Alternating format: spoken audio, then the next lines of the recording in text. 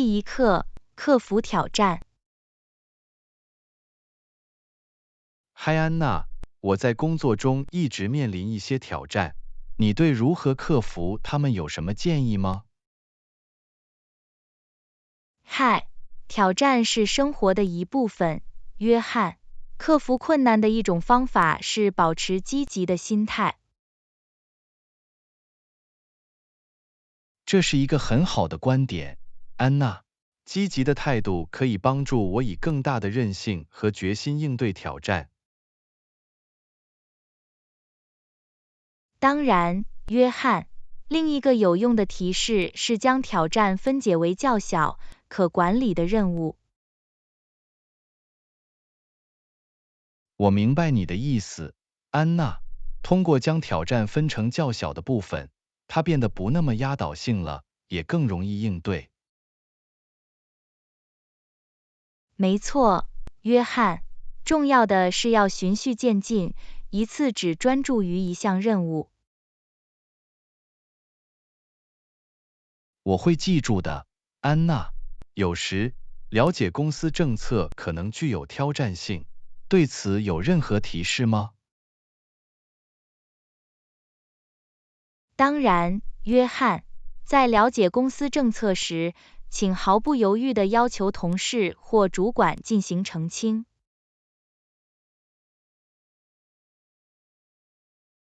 这是个好建议，安娜。向他人寻求指导可以帮助我更有效地掌握政策。此外，花点时间仔细阅读政策并做笔记，以确保更好的理解。做笔记是个好主意，安娜。它可以帮助我记住要点，并在需要时重新参考它们。另一个建议是积极参加以政策理解为重点的公司培训课程或研讨会。参加训练是有道理的，安娜。它提供了向专家学习和提出具体问题的机会。当然，约翰。在培训期间参与讨论和寻求澄清可以增强您的理解。感谢您提供这些有用的提示，安娜。我现在觉得自己更有能力应对我的工作挑战。不客气，约翰。我很高兴能帮助你。请记住，挑战是成长和学习的机会。这是一个很好的视角，安娜。我会牢记这一点，以积极的心态应对挑战。我毫不怀疑你会克服你遇到的任何挑战，约翰。保持决心和专注。谢谢你的鼓舞人心的话，安娜。感谢您的支持和指导。不客气，约翰。请记住，你并不是唯一一个面临挑战的人。依靠同事，在需要时寻求帮助。我会的，安娜。我很感激身边有一支支持我的团队。再次感谢，我会继续向前推进。你表现不错，约翰。继续努力。如果你需要进一步的指导，可以毫不犹豫地联系我们。我很感激，安娜。如果我需要更多建议，我一定会联系的。保重，我会尽快和你谈谈。第二课，规划住宿预算。嗨，安娜。我开始计划假期了。旅行时，你的首选住宿预算是多少？嗨，这是一个很好的问题，约翰。这取决于目的地和我想要的舒适度。我明白了。那么，你通常会选择经济实惠的住宿，还是更喜欢更豪华的选择？这真的取决于我的旅行预算，约翰。有时我会选择经济实惠的选择，以便为其他体验省钱。这是有道理的，安娜。为了充分利用整个行程，明智的分配预算非常重要。当然，约翰，但是有时候我会挥霍一点，在特殊场合为自己提供更豪华的住宿。这听起来很平衡，安娜。在旅行中时不时的奖励自己是件好事。当然，约翰，旅行就是要创造难忘的体验，而住宿在其中起着重要作用。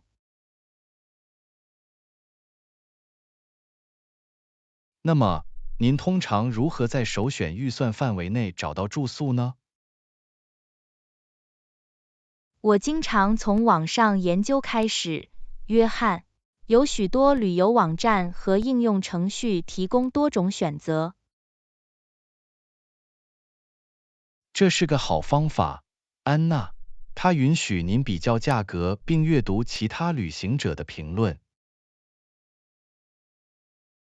是的，阅读评论是必不可少的，约翰。它可以帮助我了解住宿的质量和价值。您还有其他寻找经济实惠的住宿的小贴士吗？一个建议是考虑住在宾馆或旅馆，而不是酒店，特别是如果你独自旅行或预算紧张。这是一个很好的建议，安娜。宾馆和旅馆通常提供更实惠的价格，并有机会与其他旅行者见面。另一种选择是寻找优惠和折扣，约翰。许多网站都提供特别促销或最后一刻的优惠。我会记住的，安娜。总是值得一看的折扣可以帮助延长住宿预算。当然，约翰，最后，别忘了考虑住宿的位置。有时候，离市中心稍远一点可以省钱。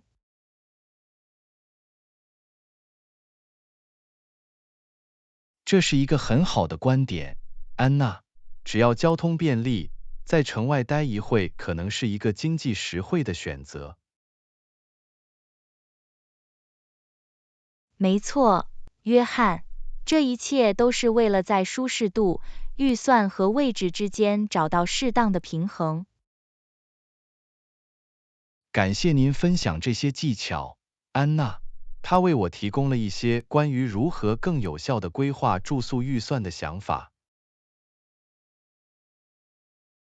不客气，约翰，我很高兴我能帮上忙。请记住，找到合适的住宿可以增加整体旅行体验。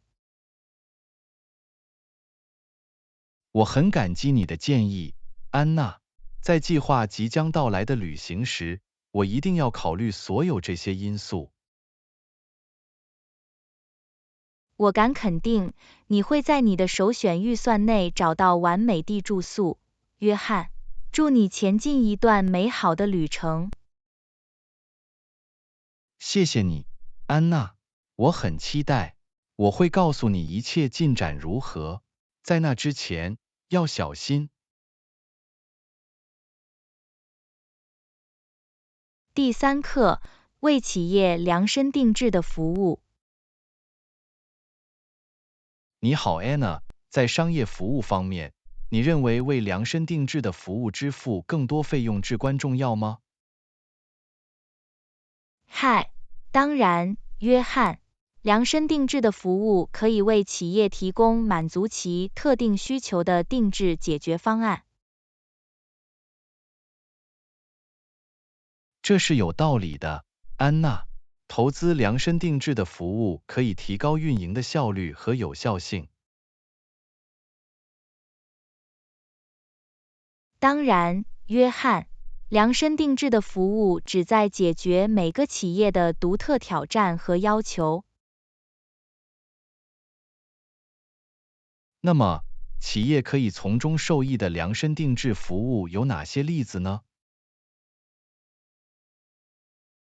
一个例子是个性化营销策略，约翰，针对特定的客户群量身定制营销活动可以产生更好的结果。这是一个很好的例子，安娜，它使企业能够更有效地与目标受众建立联系。另一个例子是定制软件开发，约翰，企业可以设计用于简化流程和提高生产力的软件。安娜，定制软件听起来像是一项宝贵的投资，它可以帮助企业优化运营，并在竞争中保持领先地位。当然，约翰，量身定制的咨询服务也很重要。了解企业独特需求的顾问可以提供宝贵的见解和建议。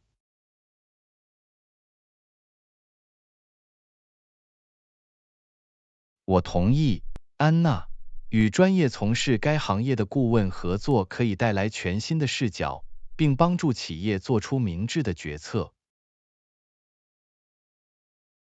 此外，量身定制的客户服务至关重要，约翰，提供个性化支持和解决方案可以提高客户满意度和忠诚度。这是一个至关重要的方面，安娜。优先考虑优质客户服务的企业通常具有竞争优势。当然，约翰，为员工量身定制的培训计划也有好处。与企业所需的特定技能和知识相一致的培训可以促进增长和发展。我明白定制培训的价值，安娜，它可以帮助员工获得在职位上脱颖而出所需的专业知识。当然，约翰，最终，为量身定制的服务支付更多费用可以带来长期利益，并巩固在市场上的地位。很明显，量身定制的服务所提供的优势可以为企业的成功做出贡献，安娜。是的，约翰，尽管它们可能带来更高的成本，但投资回报往往证明支出是合理的。感谢您分享这些见解，安娜。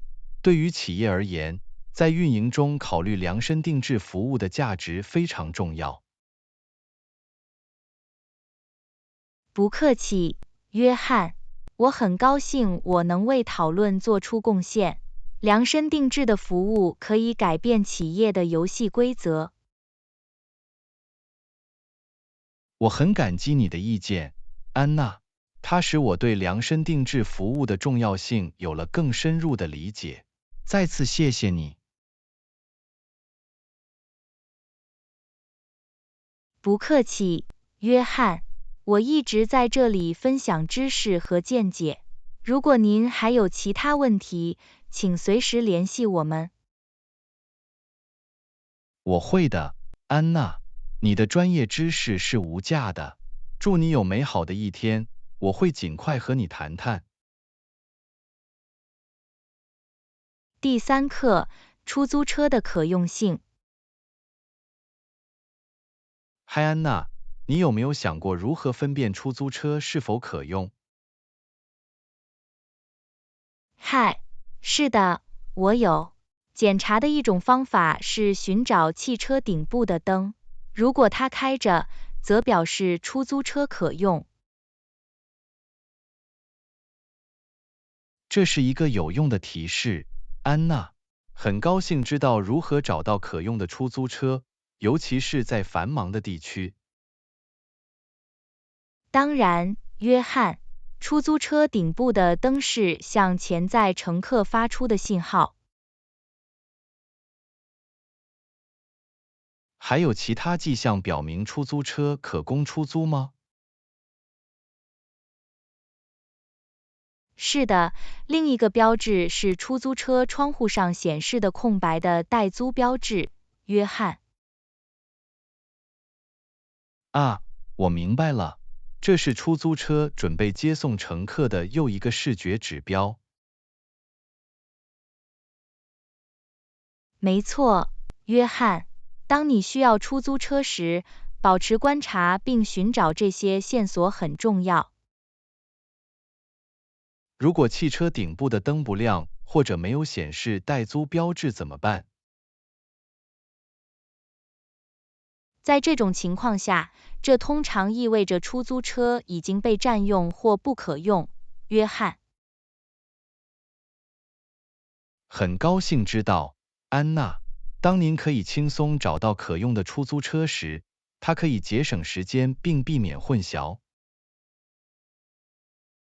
当然，约翰。还值得注意的是，一些城市有指定的出租车站，在那里你可以找到可用的出租车。这是一条有用的信息，安娜。出租车站可能很方便，尤其是在拥挤的地区。是的，他们为出租车等候乘客提供了一个集中的位置，因此更容易找到。在寻找可用的出租车时，您还有其他提示可以分享吗？另一个建议是留意开着计价器的出租车。约翰。这表明出租车已准备好开始计费。啊，我不知道。谢谢你的分享，安娜。这是识别可用出租车的另一种有用方法。不客气，约翰。我很高兴我能分享这些技巧。当你需要出租车时，它们可以派上用场。当然，安娜，注意这些标志和信号可以使乘坐出租车的过程更加顺利。我同意，约翰。这一切都是为了保持观察并知道要寻找什么。再次感谢你，安娜，您的见解非常宝贵。下次我需要出租车时，我会记住这些小贴士。不客气，约翰。我很高兴我能帮上忙。记住要注意安全，上出租车时要小心。当然，安娜，安全永远是重中之重。保重，我会尽快和你谈谈。第4课，表面及其美感。你好，安娜，你有没有注意到不同的表面会非常漂亮？嗨，是的，我有。有些表面可能具有惊人的纹理和图案，在视觉上很吸引人。当然，安娜，无论是抛光大理石地板的光滑度，还是木桌错综复杂的细节，表面都可能令人着迷。我同意，约翰。表面的颜色也可能有所不同，这增加了它们的美学吸引力。没错，安娜，从鲜艳的色调到微妙的色调，表面的颜色可以极大的增强其整体美感。而且我们不要忘记反射表面，约翰。镜子和玻璃可以创造出令人惊叹的视觉效果。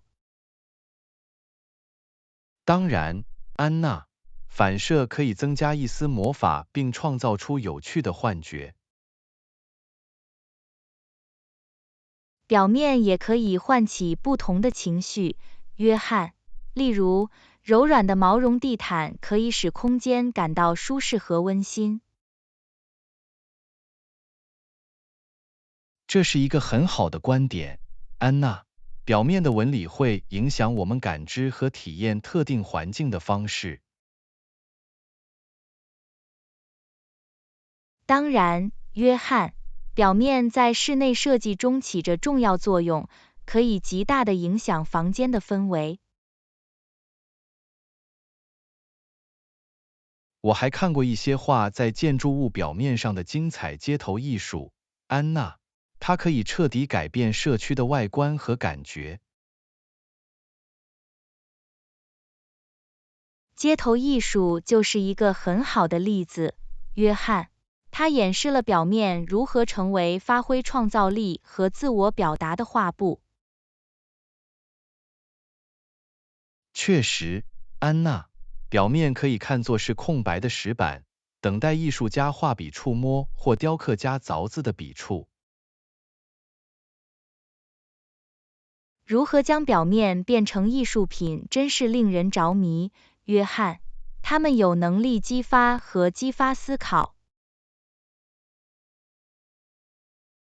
当然，安娜 ，surfaces 可以传达故事和信息，捕捉遇到故事和信息的人的想象力。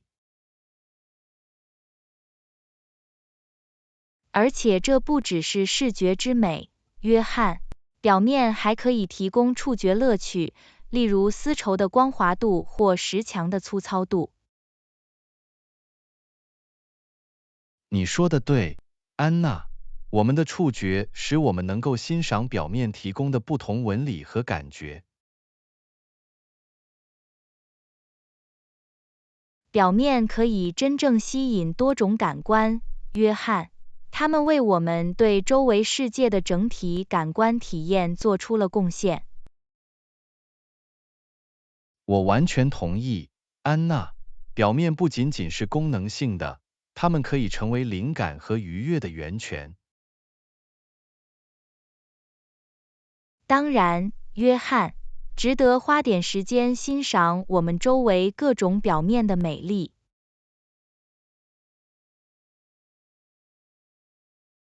感谢您分享这些见解，安娜，它让我更加意识到表面可能对我们的日常生活产生的影响。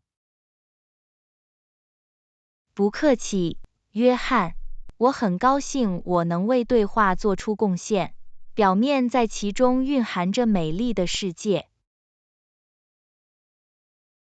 我很欣赏你的观点，安娜，它使我对表面的复杂性和美学有了全新的认识。再次谢谢你。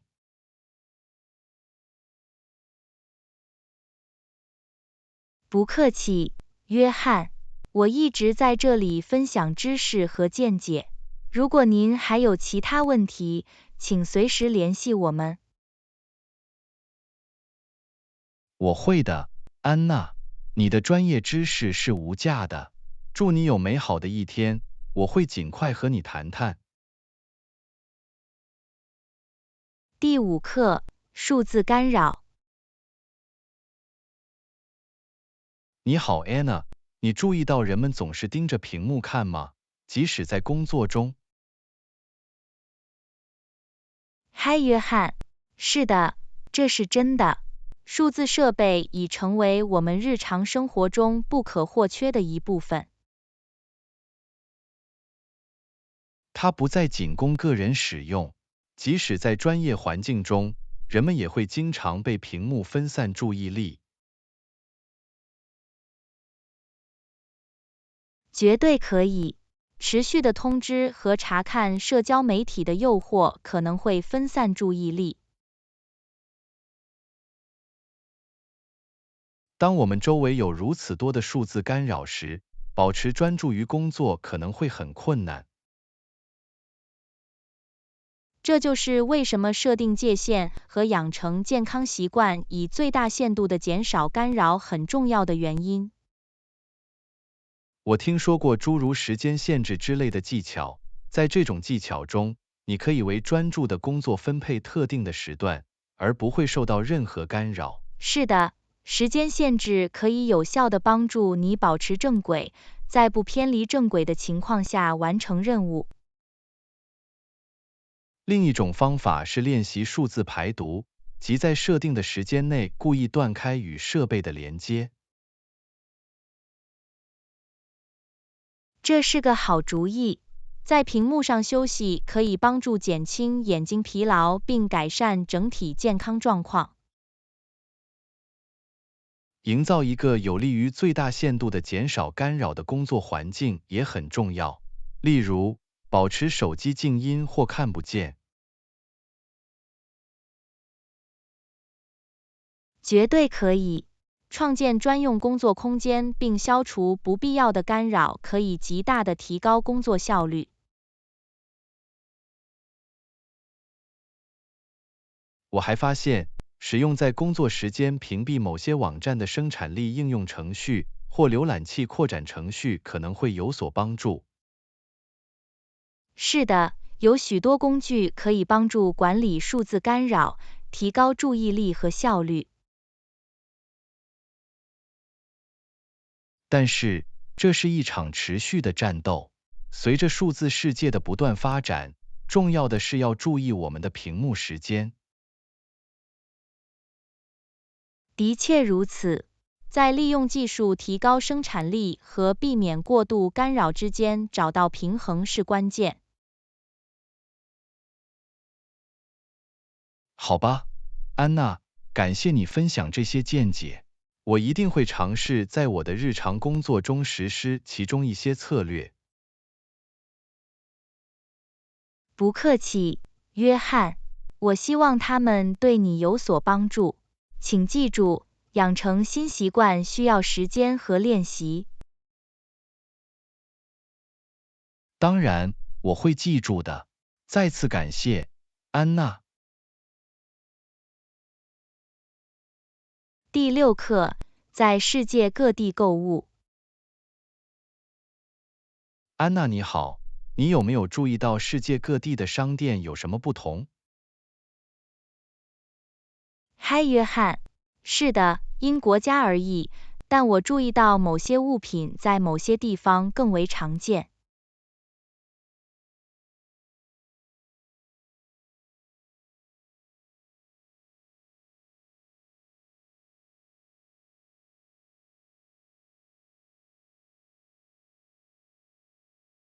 绝对可以。例如，在一些亚洲国家，你会发现各种各样的茶和传统草药。啊，这是有道理的。茶在他们的文化中根深蒂固，也具有药用价值。没错，在欧洲，您经常会在当地市场上找到各种各样的奶酪和手工面包。哦，我喜欢奶酪。我可以想象在欧洲探索不同的品种会是多么令人愉快。这是奶酪爱好者的天堂。说到市场，在非洲的许多地方，你会发现充满活力的露天市场，出售新鲜农产品和香料。这听起来很神奇。我可以想象这些市场的空气中弥漫着色彩和香气。这确实是一种感官体验。在一些南美国家，你可以在市场和小商店里找到独特的手工艺品和纺织品。手工艺品可以成为如此美丽而有意义的纪念品。很高兴看到这种工艺在不同的文化中得以保存。当然，在北美，你会发现大型超市出售各种产品，包括国际食品。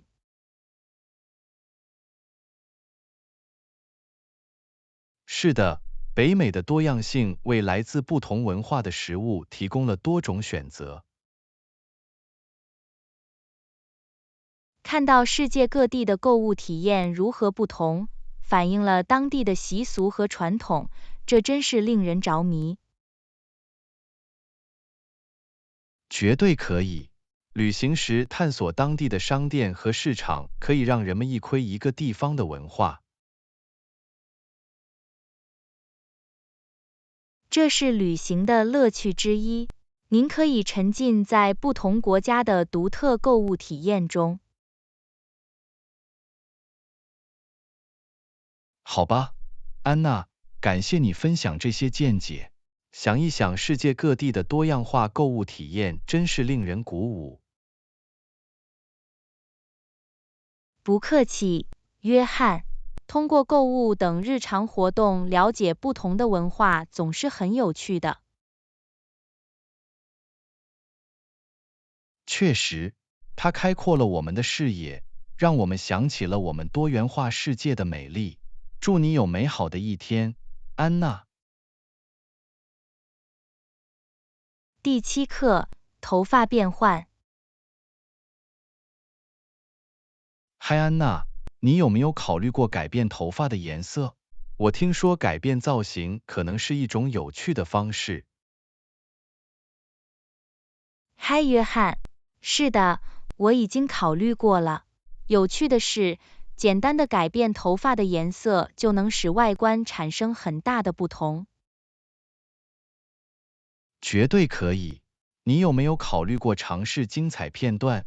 它们可以增加头发的维度和深度。这是个好主意。高光可以营造出自然、被阳光亲吻的效果，并增强整体外观。而且你不必去做剧烈的改变，微妙的亮点仍然可以带来明显的不同。的确如此。如果你不确定是否会发生重大转变，那么从更微妙的变化开始总是件好事。另一个需要考虑的选择是弱光，它们涉及添加较暗的色调以产生对比度和深度。啊，我没想过弱光，这听起来像是增加头发丰富度和质地的好方法。当然，这可能是一个不错的选择，特别是如果你想增加浅色头发的深度。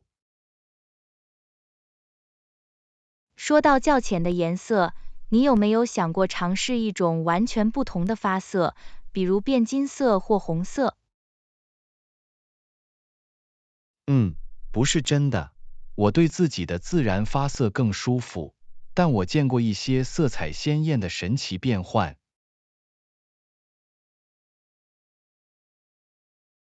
的确，大胆的色彩可以彰显个性，展现你的个性。但是，找到一种与您的肤色相得益彰的色调很重要。这是个好观点。选择发色时，必须考虑肤色和眼睛颜色等因素。绝对可以。咨询专业发型师也可以帮助您找到适合自己的完美颜色。我听说有些人甚至选择临时染发剂，比如染发粉笔或可水洗的染发剂，在没有长期承诺的情况下进行试验。是的，临时色彩可能是尝试不同色调的有趣方式，而不会产生永久性。这就像试水一样。好吧，安娜，感谢你分享这些想法，它激发了我对头发变化的兴趣。也许我会考虑自己尝试精彩片段。不客气，约翰。探索新造型总是令人兴奋的。我敢肯定，无论你选择什么，它都会很适合你。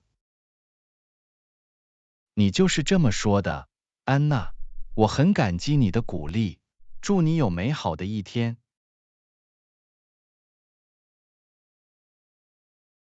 第8课，杂货店组织。嗨，安娜，你有没有注意到杂货店是如何整理产品的？看看不同的物品放在哪里很有趣。嗨，约翰。是的，这太迷人了。我注意到某些物品，比如胡萝卜，经常出现在中间的过道里。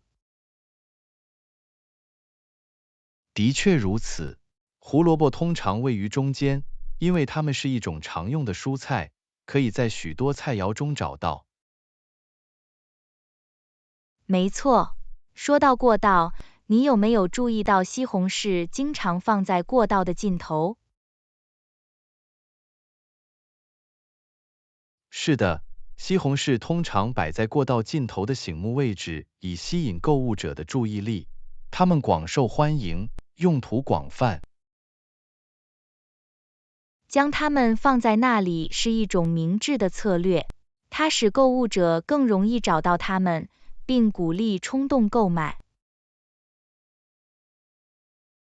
当然，杂货店的布局会影响我们的购买决定，这就是为什么某些产品处于战略位置的原因。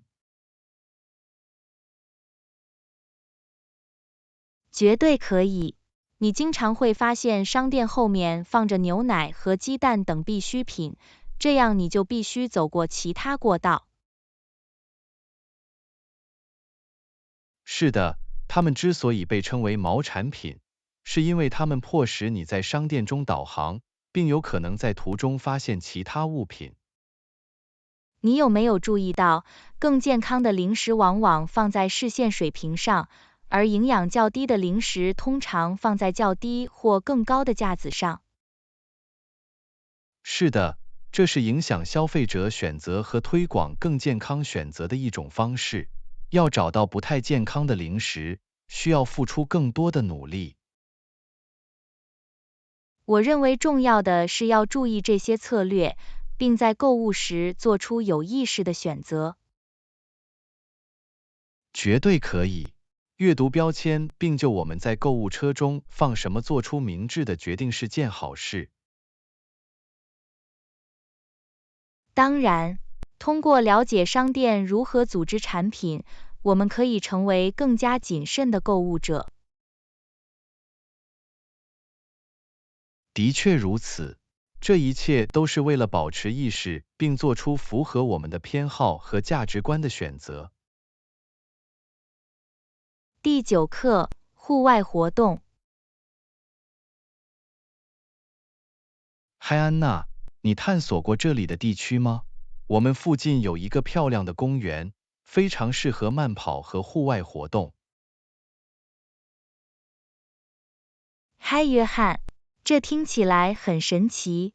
我喜欢在户外度过时光，被大自然包围令人耳目一新。绝对可以。公园里有保养良好的慢跑道，还有野餐和放松的开放空间。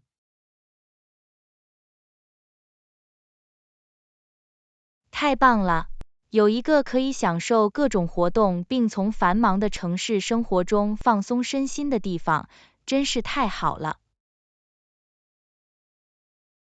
是的，这是逃离喧嚣的宁静之地。此外，该公园风景优美，有机会与大自然融为一体。我发现生活在大自然中可以对身心产生镇静作用，这是缓解压力和恢复精力的好方法。当然，公园还拥有各种体育设施，例如网球场和篮球场，因此您可以参与团队运动或练习技能。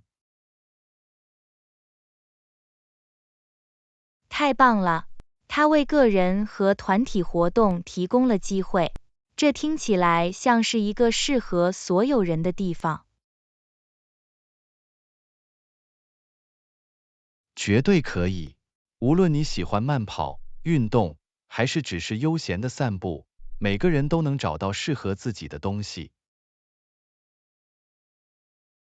有选择真是太好了，我敢肯定，这个公园吸引了所有年龄段和兴趣的人。是的，这是一个社区聚会场所，你经常可以看到家人在野餐，朋友玩飞盘，或者有人在散步。听起来很可爱，这是社交和结识志趣相投的新朋友的好地方。确实，这是与他人建立联系和建立社区意识的绝佳机会。我很高兴能去公园看看，这听起来像是享受户外活动和保持活跃的理想场所。我相信你会喜欢的，安娜。这是我们附近的一颗隐藏的宝石，尽情享受探索公园的美好时光。谢谢你，约翰，我等不及要去探索公园所能提供的一切了。祝你有美好的一天。你也是，安娜，享受大自然的时光，充分利用您的户外探险经历。第10课，健康茶点。嗨，安娜，我在镇上找到了一家新的果汁吧，他们有各种各样的美味又健康的果汁，我很期待尝试它们。嗨，约翰，听起来棒极了。我喜欢新鲜果汁，它们是保持水分和获取必需营养素的好方法。绝对可以，果汁富含维生素和矿物质，它们可以作为含糖饮料的清爽和营养替代品。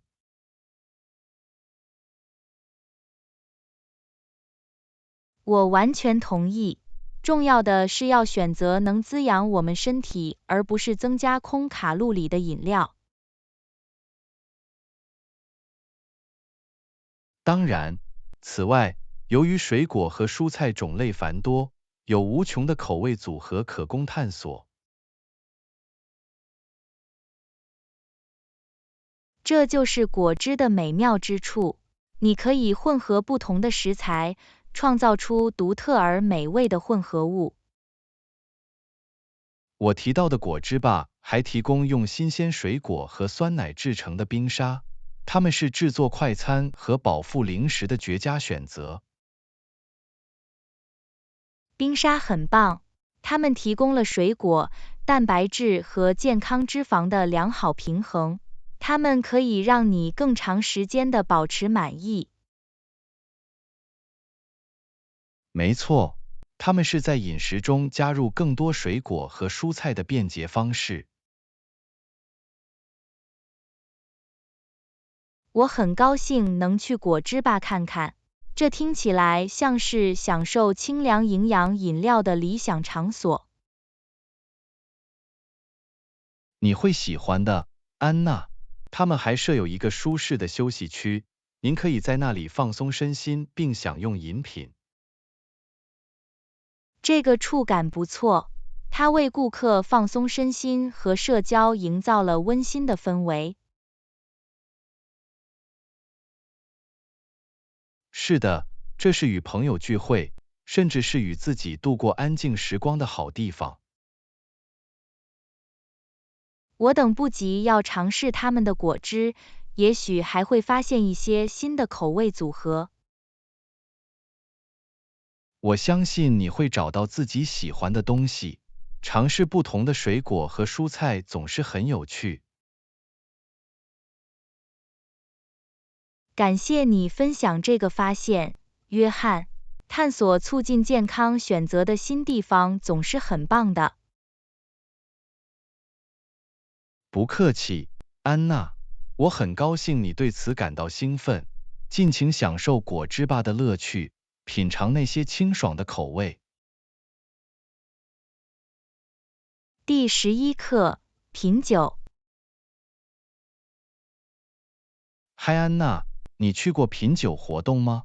我听说他们有很多红葡萄酒和白葡萄酒可供选择。嗨，约翰，不，我没有，但这听起来是个好主意。我一直想更多的了解不同类型的葡萄酒。品酒会是探索和欣赏各种葡萄酒口味和特征的绝佳方式。这听起来很有趣。会有专家指导品酒吗？还是更像是一种自我指导的体验？通常会有侍酒师或知识渊博的工作人员提供有关每种葡萄酒的信息，并在品酒期间提供指导。这很有帮助。有一个知识渊博的人来解释细微差别并回答任何问题，总是件好事。绝对可以，他们可以提供有关酿酒过程、葡萄酒产地的见解，甚至可以建议食物搭配。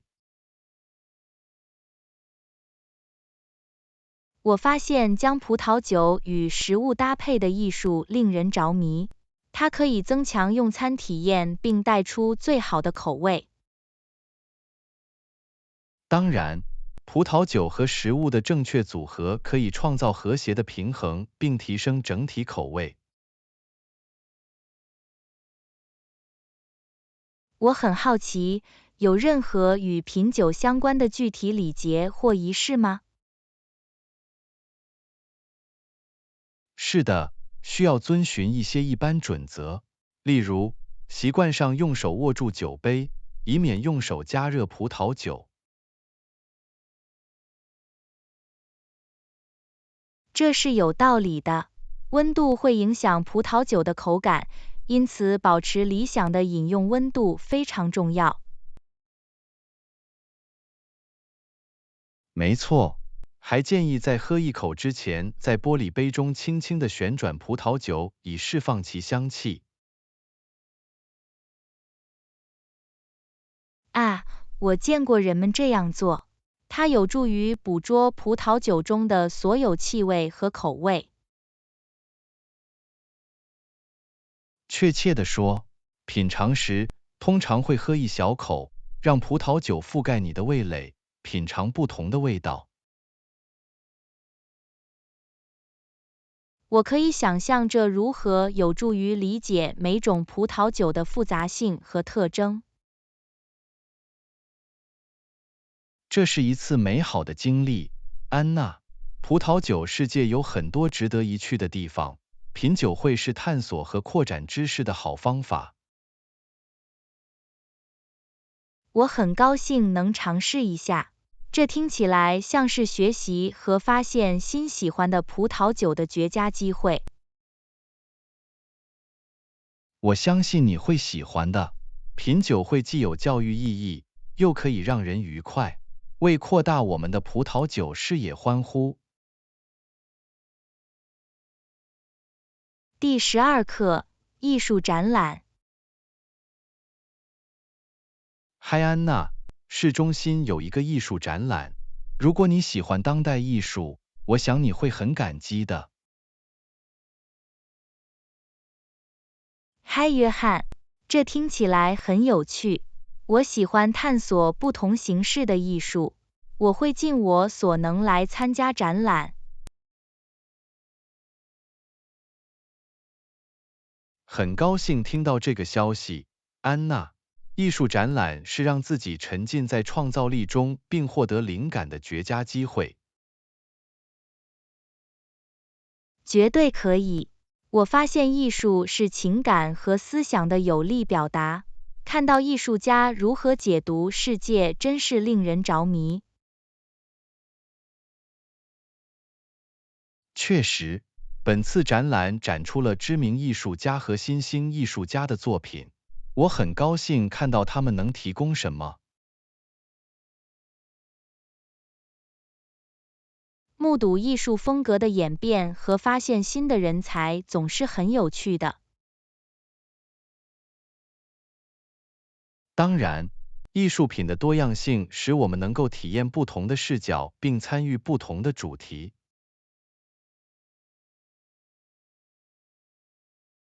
我很好奇，这个展览中展出了任何特定类型的艺术品，还是混合了媒介？好坏参半，安娜。有绘画、雕塑、装置，甚至还有一些数字艺术作品。太棒了！它提供了全面的体验，吸引了广泛的艺术偏好。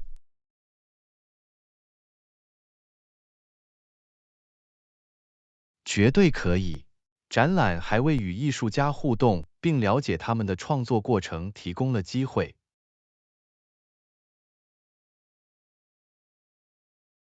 与艺术品背后的艺术家会面，增加了另一层欣赏和理解。确实如此，您可以深入了解他们的灵感、技巧和他们旨在传达的信息。我总是觉得听到艺术品背后的故事很有趣，它加深了与作品的联系。我很高兴你有同样的观点，安娜。在个人和情感层面上参与艺术是一种丰富多彩的体验。当然，约翰，艺术有一种唤起情感和引发有意义对话的方式。这就是它的美妙之处，它可以跨越语言障碍，在来自不同背景的人之间建立联系。我完全同意，约翰。艺术是一种将人们聚集在一起的通用语言。说得好，安娜。我希望你能参加展览，享受探索当代艺术世界的美好经历。第13课：日常健身。嗨，安娜。我最近一直在尝试一些新的锻炼方法，它们非常有效。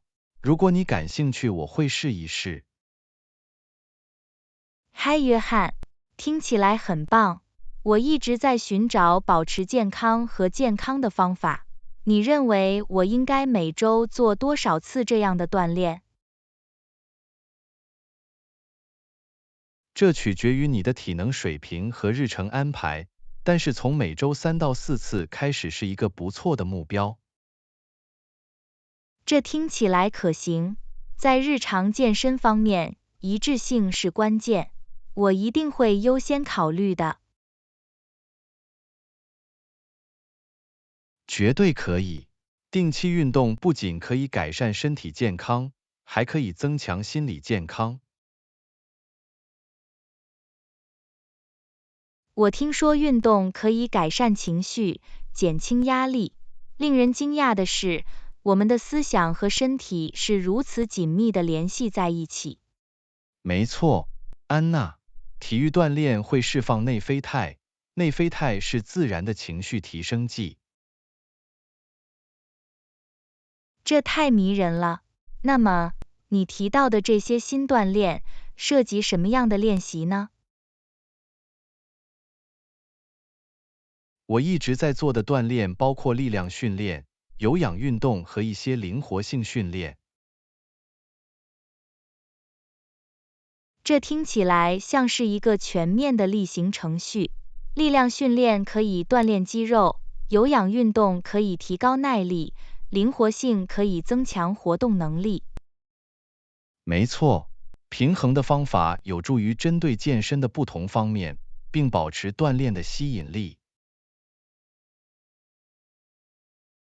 我很欣赏这种多样性，它可以防止无聊，并允许我以不同的方式挑战自己的身体。绝对可以。重要的是要继续努力自己，随着体能水平的提高，逐渐增加强度。我会记住的。倾听我的身体并做出相应的调整是至关重要的。说对了，安娜。关注自己的身体感觉并相应的调整锻炼，对于长期成功至关重要。我很高兴能将这些新的锻炼纳入我的日常锻炼中。尝试新事物总是让人耳目一新。我很高兴听到这个消息。记得在每次训练之前都要热身，之后要冷静下来，以免受伤。好主意。伸展运动以及适当的热身和冷却程序对于预防伤害至关重要。绝对可以，而且别忘了在整个锻炼过程中保持水分，为身体提供适当的燃料很重要。补水是关键，我一定要随身携带一个水瓶，在锻炼期间多喝水。这就是精神，安娜，保持精力，保持水分，享受向更健康的自己迈进的旅程。谢谢你的指导，约翰。以下是新的健身习惯及其带来的积极变化。让我们这样做吧。干杯，安娜，我相信你，接受挑战，保持稳定，享受积极生活方式的好处。第14课，供应链风险。嗨，安娜，你有没有想过企业如何管理供应链风险？这绝对是一个需要考虑的重要方面。嗨，约翰。当然，供应链风险会对公司的运营和盈利能力产生重大影响。他们如何管理这些风险？好吧，各公司采用各种策略来降低供应链风险。一种常见的方法是实现供应商多元化。这是有道理的。依赖单一供应商可能会带来风险，尤其是在他们的运营中断的情况下。没错，通过与多个供应商合作，公司可以最大限度地减少任何中断的影响，并确保材料或产品的稳定流动。这是一个明智的策略，它提供了安全网并减少了发生不可预见事件的脆弱性。公司管理供应链风险的另一种方式是实施强大的监控和跟踪系统。监控和跟踪系统可帮助他们随时了解库存状态，并识别任何潜在问题。绝对可以。实时数据使公司能够快速应对中断，并找到替代解决方案。了解供应链至关重要，这样公司就可以做出明智的决定并采取必要的行动。除监控外，公司还参与主动的风险评估和应急计划。那么，他们会预测潜在风险并提前制定缓解风险的计划吗？是的，没错。通过识别潜在风险并制定应急计划，公司可以迅速做出反应并最大限度地减少影响。这是一种积极主动的方法，它表明为不可预见的事件做好准备是多么重要。另一个方面是与供应商建立牢固的关系，开放的沟通和协作是关键。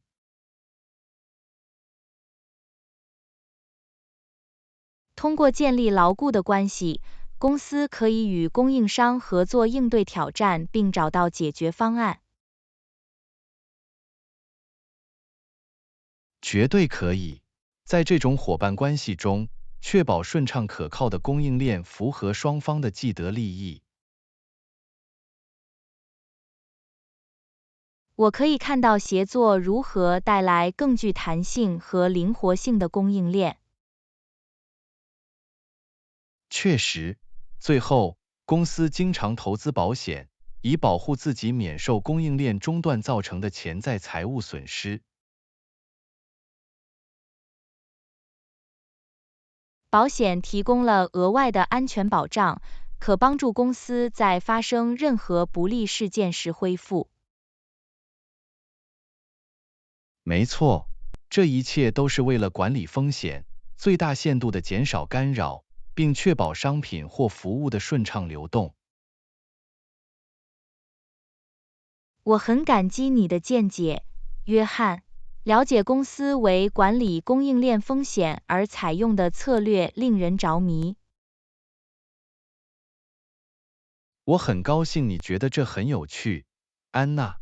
供应链管理是成功经营企业的一个复杂但至关重要的方面。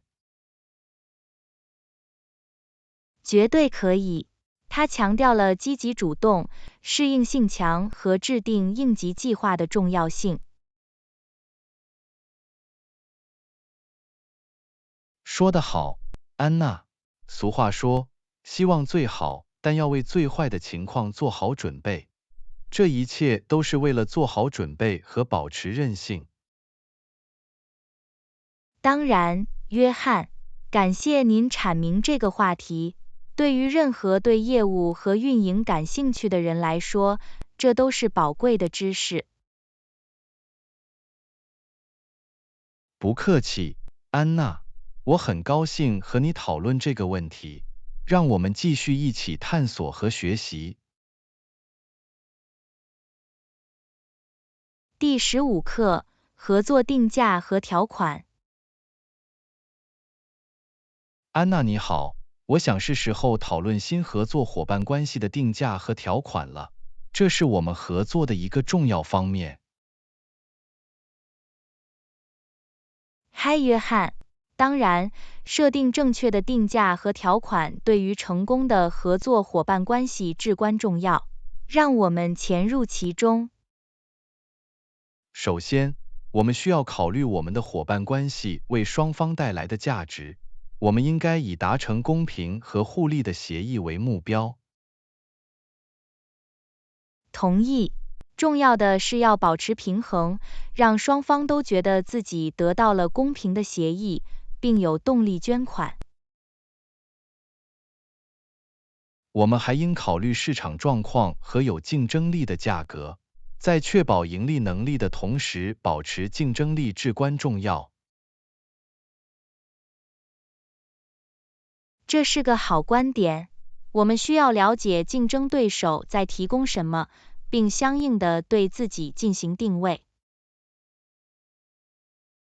没错，让自己脱颖而出，并为我们的客户提供独特的价值非常重要。就付款条件而言，你认为哪种方式最适合双方？我们可以考虑灵活的付款方式，例如分期付款计划或净付款条件，以满足不同的需求。这听起来很合理。付款条件的灵活性可以帮助我们吸引更多客户并建立长期关系。此外，我们应该讨论我们可以提供的任何折扣或激励措施，以鼓励更大的订单或回头客。提供折扣或激励措施可能是推动销售和提高客户忠诚度的有力策略。绝对可以。还值得考虑基于批量的定价，在这种定价中，客户可以享受更低的批量价格。基于数量的定价可能是激励客户增加订单规模的有效方法。我们还应概述与产品交付相关的任何具体条款，例如交货时间和运输责任。明确和商定的交付条款对于确保顺利运营和客户满意度至关重要。而且，我们不要忘记保修和退货政策。制定公平透明的指导方针很重要。保修和退货政策为买家的购买提供了信心和保障。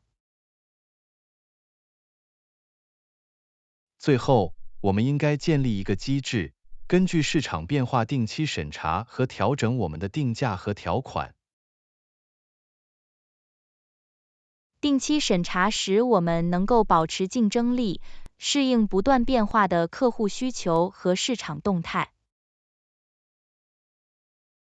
没错，保持敏捷性和响应能力对于确保我们的合作关系的长久和成功非常重要。我很感激你的体贴，约翰。很明显，定价和条款在我们的合作伙伴关系的成功中起着重要作用。谢谢你，安娜。必须进行公开和建设性的讨论，为我们的合作奠定坚实的基础。我完全同意。我相信，通过仔细考虑和相互理解，我们可以建立双赢的伙伴关系。当然，安娜，让我们继续合作，最终确定使我们两个组织都受益的定价和条款。